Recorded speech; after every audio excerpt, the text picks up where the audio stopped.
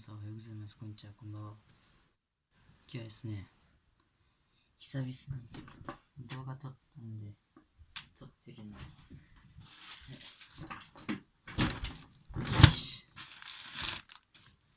ティッシュみたいな会社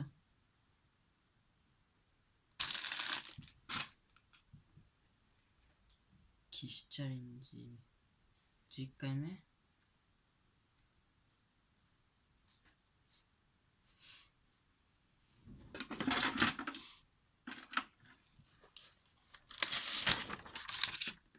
見ちゃえよ。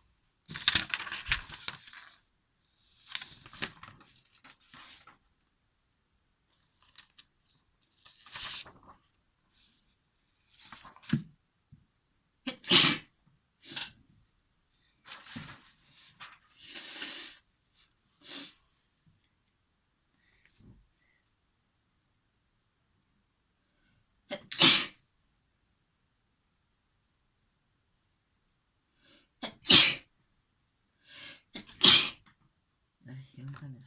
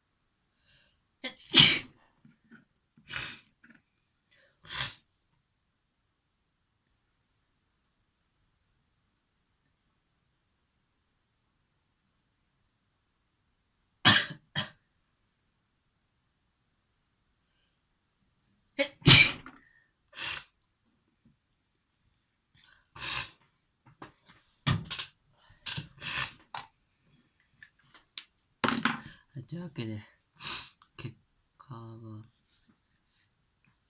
12回目がやばい。鼻詰まった。というわけで、じゃあな。